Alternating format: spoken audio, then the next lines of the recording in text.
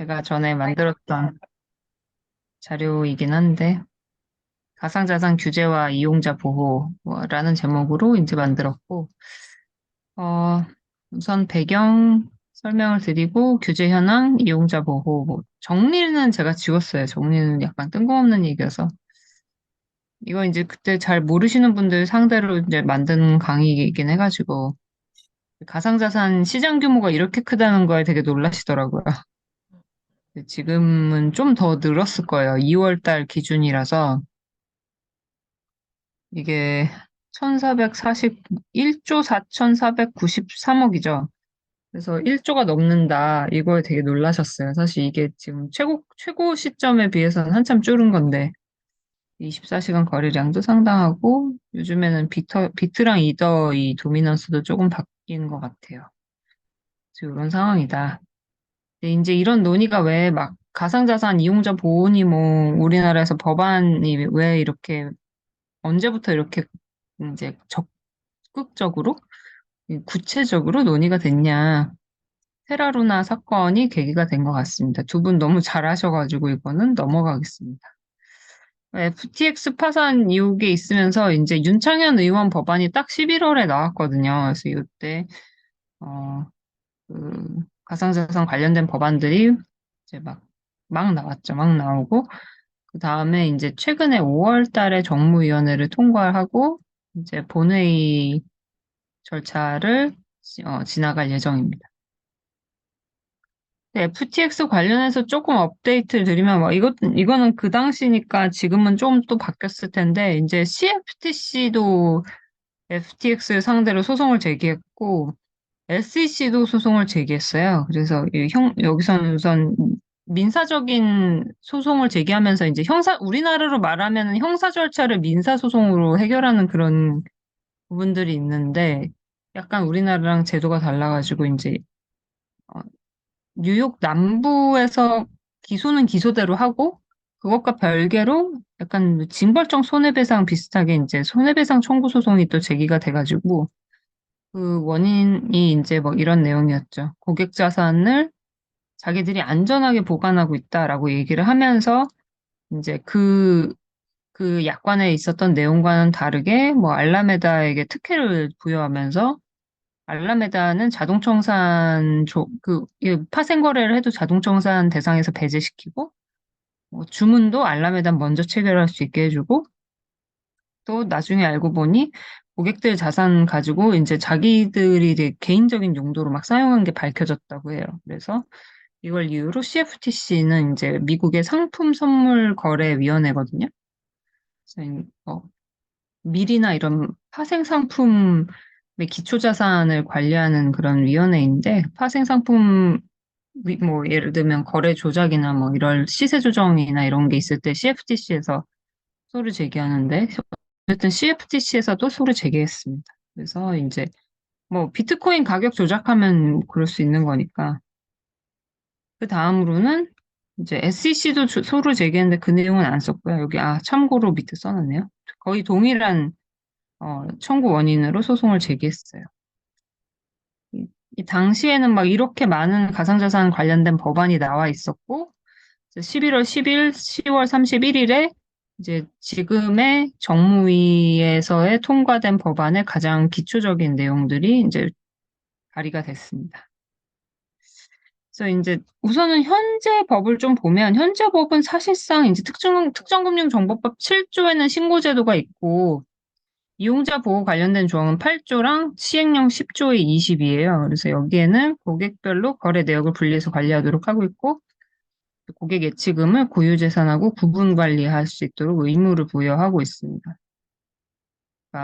이거는 이제 고객의 현금은 이제 가상자산 사업자가 이제 자기 자산으로 보유하고 있는 것하고 이제 구분 관리를 하라는 거니까 사실은 이제 계정명만 다른 뭐 이런 게 되겠죠. 그리고 매매 거래를 위한 거래 제한 기준. 이거는 뭐냐면은 특수관계인이 발행한 가상자산, 뭐 예를 들면 우리나라 같으면 FTX는 FTT가 있잖아요. 이런 FTT 같은 특수관계인 대표인이 발행하거나 본인이 발행한 가상자산을 원칙적으로는 이제 금지한다는 조항은 없는데, 이제 매매 교환할 때 거래 제한 기준을 마련해서 하도록 하고 있습니다. 그게 이제 시행령 제10조 20인데, 앞으로는 이게 이제 가상자산 이용자 보호법에서 좀 변경될 예정이에요. 이거는 이제 뭐 국회에 제출된 이제 디지털 자산의 공정성 회복과 안심거래 환경 조성을 위한 법률안이라고 윤창현 의원안인데요. 이때 처음 나온 얘기가 이제 고객들 현금을 은행에 신탁해라. 지금은 그냥 은행에 예금 계좌만 열어가지고 보관하고 있는데 그게 아니라 아예 신탁 계좌를 열어라. 뭐가 다르냐면 그냥 예금 계좌는 이제 고객 용도로 예금 계좌가 열려 있어도 내가 만약에 파산했다. 내가 파산했으면 그 고객의 자금은 나의 채권자가 집행할 수 있어요. 압류나 가압류를 할 수 있는데 신탁이 설정되면 그렇게 할 수가 없거든요. 그래서 이제 도산절연 효과를 위해서 지금 신탁을 하도록 이제 규정을 하고 있습니다. 디지털 자산은 별도의 보관 및 이용자 명부를 작성해라. 보관 이용자 명부. 그러니까 명부 작성하라는 거고요. 이거는 지금도 하고는 있으니까요. 디지털 자산 분리 보관과 현실 보관 의무. 이게 이제 어떻게 생각하면 사업자에 대한 좀 큰 부담일 수 있는데, 뭐 분리 보관을 의무로 하진 않고 있죠. 그러니까 뭐 예를 들면 A 거래소가 다른 거래소의 커스터디를 활용한다든지, 뭐 A 거래소가 커스터디 업자의 커스터디를 활용한다든지 이렇게 별도로 할 수는 있는데 의무는 아니에요. 근데 다만 현실 보관을 꼭 해야 된다. 현실 보관이라는 건 이제 운용을 하면 100% 갖고 있지 못하잖아요. 내가 고객 자산을 100% 받아서 50%만 운용을 하고 50%만 보관하고 있다고 하면 여기에서 말한 현실 보관, 현실적으로 보유하고 있어야 한다라는 조항에는 위배되는 것이기 때문에 사실상 이제 위탁받은 종류와 수량을 그대로 보유해야 된다는 거는 이제 운용을 하지 못하거나 자기 자산으로만 운용을 하라라는 취지로 이해를 하시면 됩니다. 그래서 항상 자산을 100% 내지는 120% 이렇게 보유하고 있어야 된다는 차원이 되겠죠. 그리고 인터넷과 분리 보관하라는 건 이제 콜드 월렛에 보관하라는 거고 해킹 전산 대비해서 보험을 들어라 뭐 이런 얘기를 하고 있습니다. 그래서 이제 볼 게 이제 정무위에서 통과된 법안입니다. 이제 여기 아직까지 이제 법안이 완전히 통과된 건 아니기 때문에 그냥 법안이라고 쓰고 있어요. 우선은 기존의 특정금융정보법상의 가상자산 정의와 사업자 관련된 조항을 그대로 이제 가져오는 것을 기본으로 하고 있습니다. 다만 한국은행에서 발행한 전자적 화폐, 그러니까 CBDC 관련된 내용은 제외한다는 걸 명시하고 있고요. 국외에서 이루어진 행위라도 국내에 영향을 미치면 이 법에 적용을 받는다라는 이제 적용 조항인데 이건 뭐 사실상 뭐 동일하죠. 자본시장법도 그렇고, 뭐, 기존의 특정금융정보법도 그렇고, 해외에서 가상자산 사업을 해서 국내에 영향을 미쳤다. 뭐, 대표적으로 국내 가입자가 많다. 국내에서 서비스를 많이 이용한다. 그러면은 국내법이 적용이 됩니다. 그다음에 금융위원회는 뭐 가상자산 관련 위원회를 설치하고 운영할 수 있다. 뭐 이런 얘기를 쓰고 있고요. 그다음에 가상자산 이용자 자산의 보호를 위해서 예치금 보호, 가상자산 보관 보험의 가입, 거래기록 생성 보존 관련된 사항을 규정하고 있습니다. 아까 이거는 이제 그 윤청현 의원 법안에도 좀 유사한 내용이 나오는데 조문 보면서 또 조금 살펴보겠습니다. 미공개 중요정보 이용행위, 시세조정행위, 부정거래행위를 이제 불공정거래행위로 규정을 하고 있어요. 미공개 중요정보 이용행위는 사실상 내부자 거래를 금지하는 거거든요. 그래서 발행자와 거래소 및 그 특수관계인 또는 그들과 업무상 관련성이 있는 사람이 정보를 취득하고 그 정보를 이용해서 어떤 이익을 취득했을 때 미공개 중요 정보 이용 행위로서 처벌받을 수 있는 그런 내용이고 시세 조정 행위는 말 그대로 이제 가격 조작하는 행위인 거죠. 뭐 펌프 앤 덤프도 포함되고 뭐 오인 거래, 뭐 가장 매매, 뭐 현실 매매 다 포함될 수 있습니다. 통정 매매. 부정거래 행위는 이제 대표적으로 뭐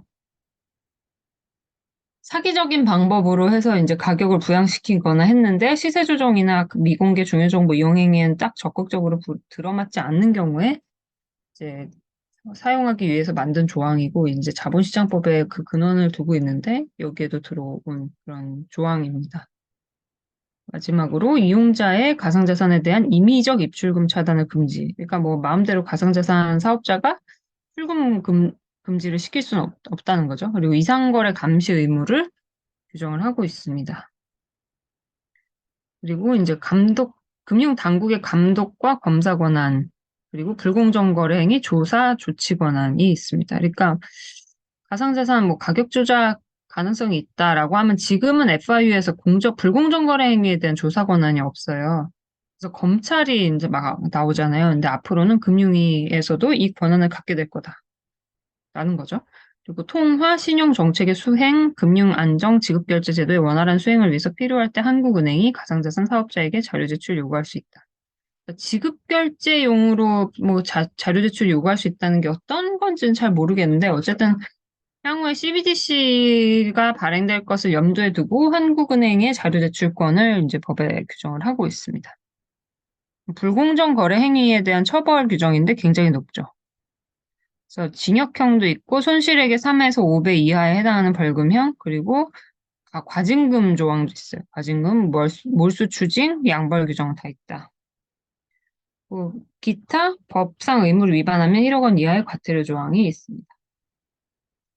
부대 의견이 좀 재밌는데요. 이제 이거는 지금 불공정 거래 행위 중심의 입법인데 앞으로는 다른 것도 규제를 할 예정이다라는 취지로 이제 얘기를 하고 있죠. 그래서 가상자산 사업자가 가상자산 발행과 유통 과정에서 발생시킨 이해 상충 문제를 해소하기 위해서 연구 용역을 뭐 해라. 뭐 스테이블 코인에 대한 규율 체계 정립, 가상자산 평가업, 자문업, 공시업에 대한 규율 체계 마련, 그리고 통합 전산 시스템 구축 운영할 수 있는 방안.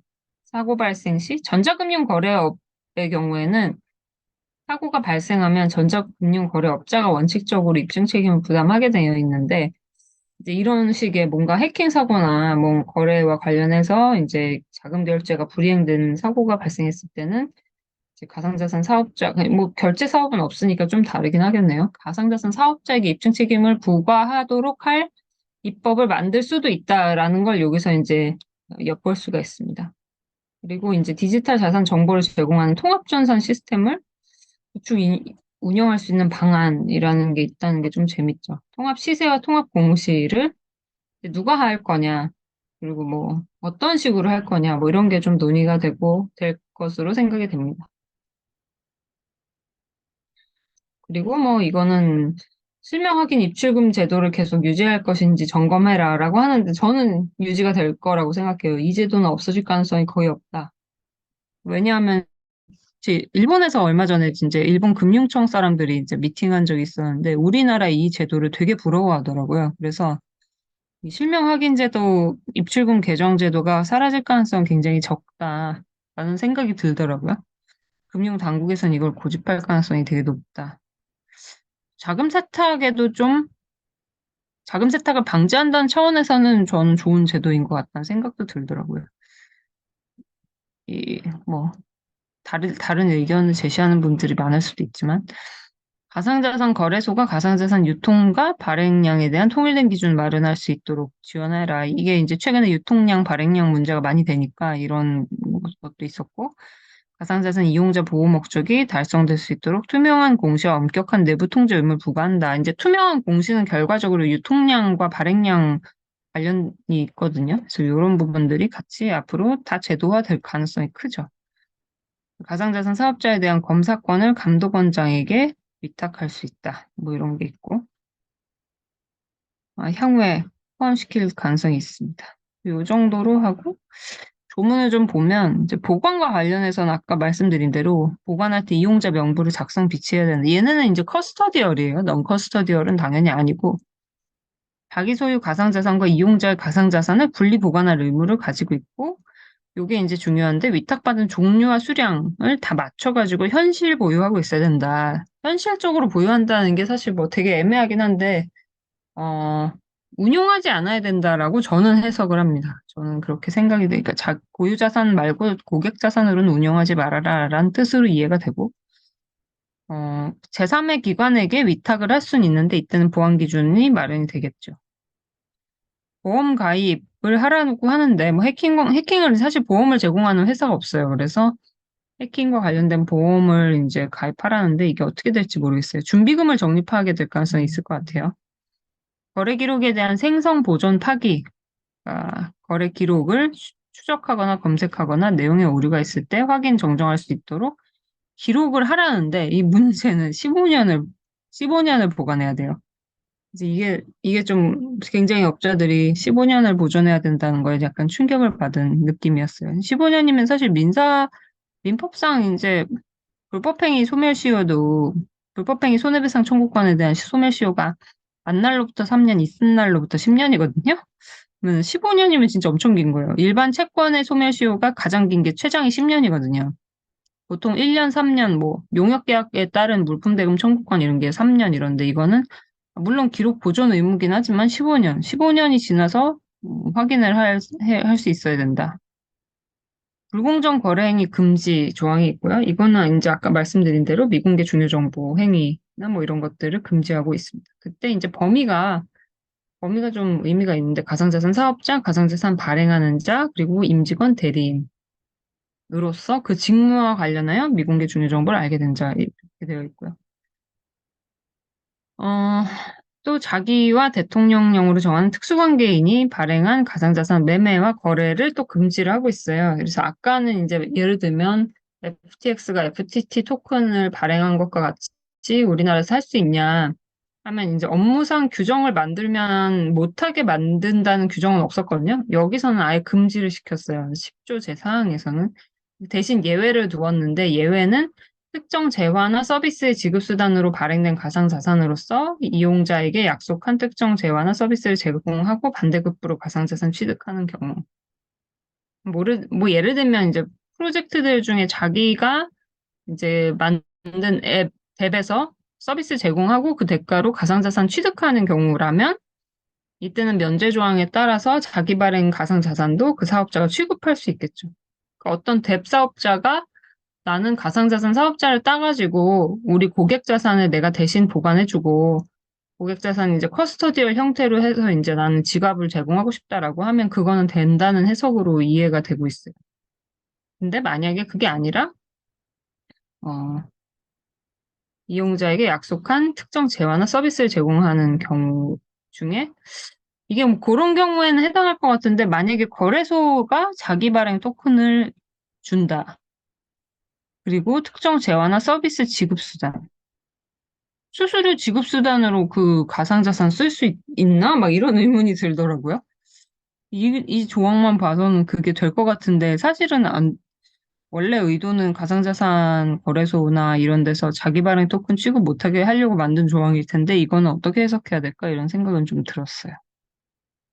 그래서 아마 시행령 같은 데 좀 붙여야 되지 않을까 하는 생각이 듭니다.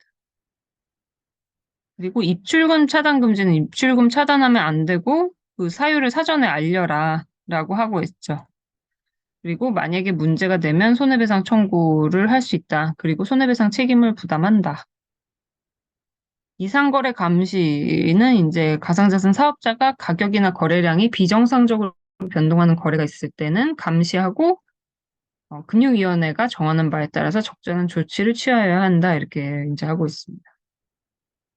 그래, 그리고 이제 또 이상한 점이 있으면 의심될 땐 지체 없이 통보할 의무를 부담하고 있고요. 집단 소송 제도가 이제 도입이 되는 걸로 되어 있는데 이거는 이제 지금 현재 정무위 안에는 들어가 있고 나중에 법사위에서 이거를 뭐 논의할 가능성도 있다라고는 하고 있어요. 그러니까 뭐 이런 집단 소송 제도가 들어오는 건 법무부 소관 사항이어서 법무부가 의견을 제출할 가능성이 있다라고 하는데 이번에 이제 정무위에서는 지금 크게 논의가 안 됐고 그래서 법사위 때 많이 논의가 될 가능성이 있는데 이거는 가상자산 매매나 그 밖의 거래 과정에서 다수인에게 피해가 발생했을 때 1인 또는 수인이 대표 당사자가 돼서 손해배상 청구 소송을 할 수 있다라는 거고, 이제 지금 증권 관련 집단 소송법이 있거든요.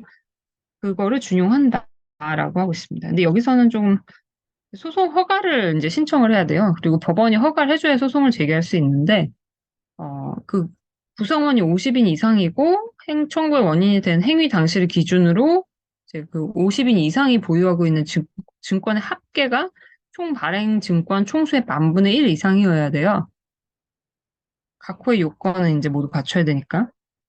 근데 이게 좀 이상한 게 있는 거예요. 발행 증권 총수는 특정이 될 수 있는데 우리는 발행 가상자산 총수가 뭔지 어디서 뭔가 언급하고 있는 게 없다. 그러면 이건 뭐가 될까? 뭐 이런 게 나중에 시행령에 들어가야 될 내용인 것 같습니다. 암호자산에 대한 규제는 암호자산이 이제 세 가지를 이제 미카에서는 규제를 하고 있는데 자산 준거 토큰, 이머니 토큰, 자산 준거 토큰도 아니고 이머니 토큰도 아닌 일반 암호자산 이렇게 세 가지가 있습니다. 그리고 인가제도도 세 가지로 이제 분류가 되어 있는데 이제 마치 티어 1, 2, 3 이렇게 되어 있어요. 어, 우선 여기에 보시면 이제 티어 1, 2, 3가 이렇게 되어 있습니다. 주문 집행, 인수주선, 이전업, 주문 접수, 전송업, 자문업, 미리법. 요거는 이제 인류형이라고 해서 가장 최소한의 이런 자기 자본만 있으면 이제 수행을 할 수 있는 것이고 다 인가를 받긴 해야 돼요. 근데 인가 요건 중에서 이제 자기 자본이 좀 의미가 있으니까 요것만 가져왔고요. 주문 집행, 인수주선, 이전업, 접수, 전송업, 자문업, 미리법과 함께 제3자를 대신해서 암호자산 보관 관리하는 거. 이게 커스터디거든요. 커스터디나 지급 서비스 또는 이제 버파로의 교환, 다른 암호자산으로의 교환업은 이제 EU형으로 보고 있어요. 이거는 12만 5천 유로를 자기 자본 요건으로 하고 있고, 약간 이제 조금 이제 우리가 생각하기엔 거래소가 이제 지금 EU형 같은데, 우리가 흔히 알고 있는 거래소는 이 가무자산 거래 플랫폼에 해당할 것 같아요.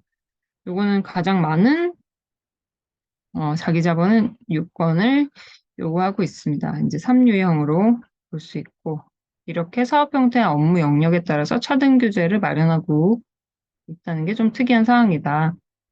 요 서비스와 관련해서는 이제 이렇게 써 있어요. 제3자를 대신한 암호자산 보관 관리, 암호자산 거래 플랫폼 운영업, 암호자산과 법화와의 교환, 다른 암호자산과 교환, 제3자를 대신해서 주문 집행. 아까 본 건데 인수주선, 제3자를 대신한 주문 접수 전송, 이름 자문업. 요걸 수행할 수 있게 이제 규정을 하고 있고요.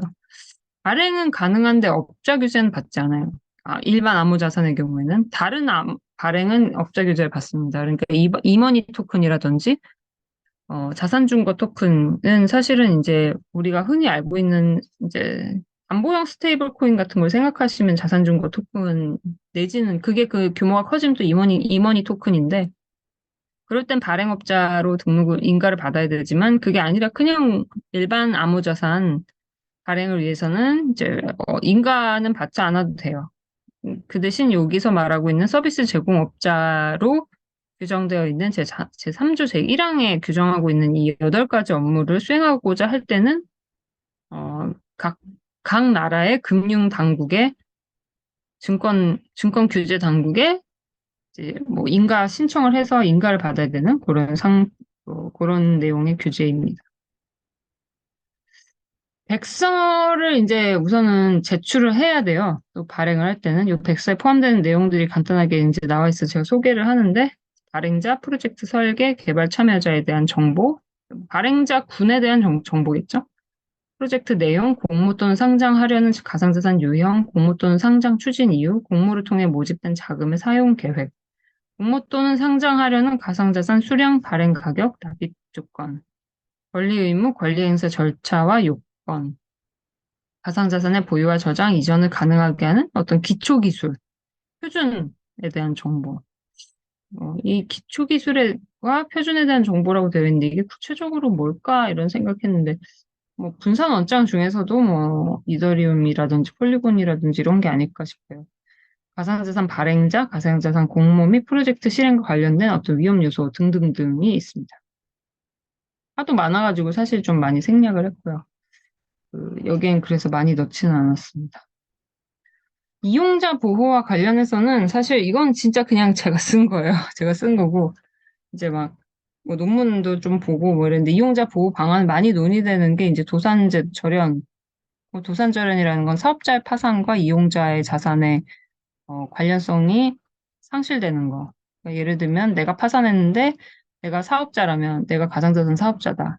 고객이 나한테 돈을 맡겼다. 내가 망해도 고객 자산은 보호돼야 된다. 이게 도산절연이고 공시제도 정비. 우리나라 가상자산 공시제도가 지금 없잖아요. 미비되어 있으니까 요거. 그리고 불공정 거래행위 규제, 성관주의 의무, 건전성 규제가 필요하다라고 이제 제가 생각해서 쓴 거고 이 법적 성질과 관련해서는 우리나라에서 가상자산이 왔다 갔다 해도 소유권 인정받지 못한다라는 게 이제 사실상 현재 논의이고요. 채권이나 이런 것처럼 취급이 되고 있어요. 그래서 나는 이제 가상자산 거래소에 내 비트코인을 맡겨도 비트코인 자체에 대한 반환 청구권은 인정이 되지 않는다고 보는 게 맞습니다. 왜냐하면 그 자체를 그게 내 게 아니에요. 저 사람이 나한테 이제 비트코인 반환 청구권은 있는데 비트코인을 내 소유라서 반환해야 되는 건 아니고 그렇게 반환하기로 해서 그걸 반환할 뿐인 거기 때문에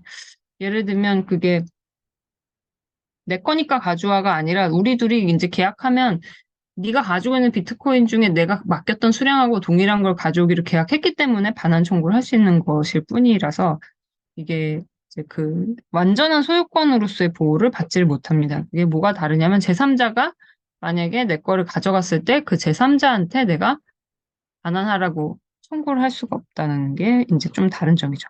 내 거 가져갔으니까 내 거 내놔라고는 말할 수가 없고, 너가 나한테 불법 행위를 했으니까 난 너한테 손해배상 청구를 할 거야. 라는 것까지는 가능할 수 있습니다. 뭐 이런 점이 좀 다르고, 그래서 이런 부분들이 좀 인정될 필요가 있다. 근데 국제적으로는 이런 논의가 지금 이렇게 이루어지고 있거든요. 그래서 뭐 그런 거를 좀 썼고, 그래서 이제 법원의 입장도 이런 식입니다. 가상화폐 출고 청구권을 가지고 있다. 그리고 뭐 원화 포인트의 경우는 당연히 뭐 원화니까 그렇지만 원화 전환에 대한 지급 채권이다. 민법상으로 내 거를 이제 보관하는 계약은 임치 계약은 이제 물건에 대한 보관 계약인데 물건도 뭐 아, 물건을 보관하고 있는 걸로 볼 수도 없기 때문에 어, 요거는 뭐 비전형 계약에 해당한다. 뭐 이거 되게 법적인 내용입니다. 그래서 그 다음에 넘어가면 도산절연은 이제 가상자산에 대해서는 도산절연이 인정이 안 되니까 지금 돈에 대해서는 이제 도산절연 조항이 아까 이용자 보호법에 들어와 있거든요. 근데 가상자산은 내가 가상자산 맡겼을 때 도산절연 될 방법이 없어요. 지금 법률적으로. 그래서 내가 가상자산 맡기고 있는 그 사업자가 파산했을 때는 내 가상자산을 사실상 찾기 되게 어려울 수가 있어요. 가상자산 사업자의 채권자가 먼저 집행하겠죠. 거기에 대해서 저는 우선권을 주장할 방법이 없어요. 가상자산에 대해서는 특히. 뭐 그런 게 법률적으로 좀 문제점이 있다라는 거고요. 공시제도의 이제 문제점, 요거는 사실 이제 좀 시간이 지났죠. 연말에 있었던 되게 큰 사건이 있었잖아요. 유통량은 되게 중요한 정보다라고 이제 판결문에 나와 있죠. 결정문이죠. 위믹스 결정인데.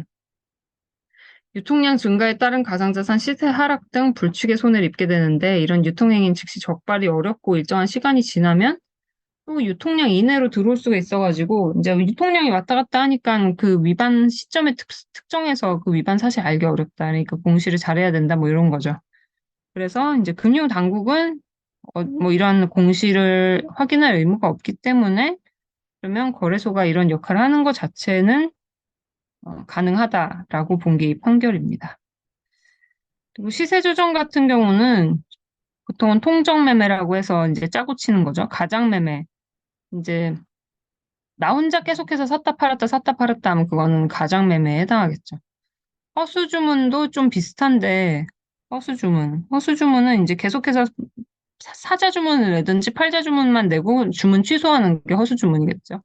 그래도 가격은 주문에 따라서 이제 붙어서 올라가거나 내려가거나 하거든요. 그리고 치고 빠지기, 뭐 펌프앤덤프 같은 경우를 지금 시세 조정 행위로 볼 수 있고 이거는 이제 향후에 이제 이 법안이 통과됨으로써 특히 상당 부분 사라질 수 있을 것 같다.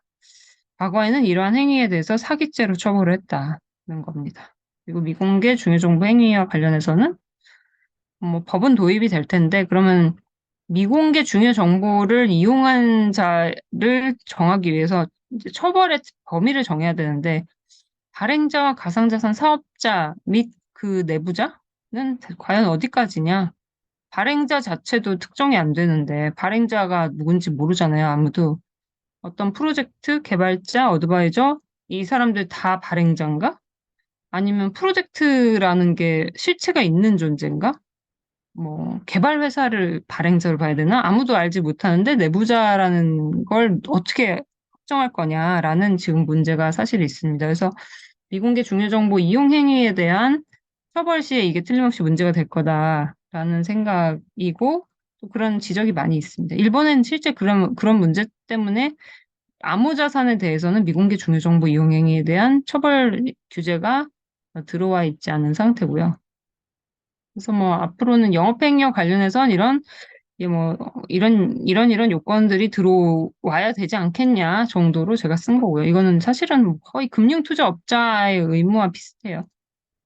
뭐 참고 사례로 DB 서버가 갑자기 폭주한 거예요. 그래서 거래가 멈췄어요. 어떤 거래소의 이야기인데 그때 어, 사, 개인들이 매도 주문하지 못했다라고 해서 손해배상 청구 소송 제기했는데 어, 이거 자체는 문제다라고 인정을 하면서 자기가 이제 주문 체결하고자 했던 그 가격에 매매 체결이 되지 않은 것은 손해로 볼 수 없다라고 했어요. 왜냐하면 매매 체결이 진짜 이루어졌을 거라는 그런 가정적인 상황을 인정할 어떤 근거가 없기 때문에 금액에 대한 금액 차이에 따른 손해배상 청구는 기각됐고 다만 이제 어쨌든 불법 행위는 인정이 되니 손해배상 청구, 정신적 피해에 대한 보상 금액 정도가 인정이 됐습니다. 이거는 사실 뭐 굉장히 보통 적은 범위예요. 보통은. 그래서 이렇게 이제 참고 사례를 소개를 해드리고 이렇게 가상자산 이용자 보호에 관해서 이제 설명을 마치도록 하겠습니다.